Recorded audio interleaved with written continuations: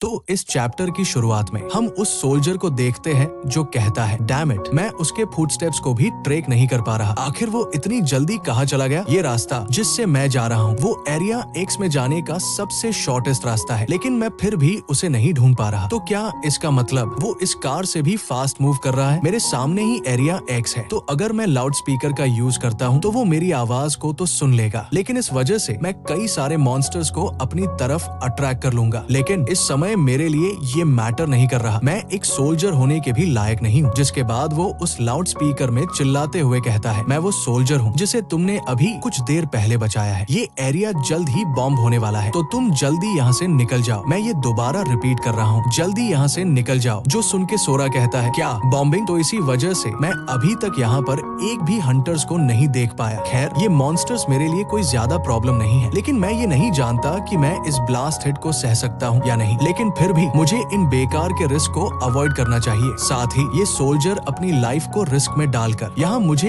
इस बॉम्बिंग के बारे में बताने आया है, तो मैं इसे इस बॉम्बिंग में मरने नहीं दे सकता। वही वो सोल्जर सोचता है। मैं ये आशा करता हूँ कि मेरी आवाज उस तक पहुँच गई हो। लेकिन सही में इस वजह से मैंने कई सारे मॉन्स्टर्स को अपनी तरफ अट्रैक्ट कर लिया है। मुझे यहाँ से जल्दी निकलना होगा, लेकिन वो पर्सन अभी भी तभी उसके सामने एक बहुत बड़ा मॉन्स्टर आके गिरता है, जो देखकर वो सोल्जर काफी ज्यादा शॉक हो जाता है। तभी सोरा उसके जीप पर नॉक करते हुए कहता है, मुझे खुशी है कि तुम अभी तक जिंदा हो। खैर, वो बॉम्बिंग आखिर तुम्हारे कहने का मतलब क्या है? जिसपे वो सोल्जर टाइम को देखते हुए कहता है, नहीं, ये बुरा हुआ, जो समय है वो पूरा हो चुका है। तभी हम देखते हैं कुछ फाइटर जेट्स उस एरिया में आकर बॉम्ब्स को गिराने लगते हैं, जिस वजह से वो पूरा एरिया तबाह होने लगता है। वही ये देखकर सोरा फ्लोर पर किक करके अपने सामने उन रॉक से एक शील्ड बना लेता है। जिसके बाद हम सेंट्रल कमांड सेंटर का सीन देखते हैं, जहाँ कोई कहता है, मेजर जनरल, जो बॉम्बिंग है वो कंप्लीट हो चुका है। जिसपे सेंट्रल कमांडर रेंजी कुंगया कहता है, ठीक है, फिर ड्रोनर्स को यूज करके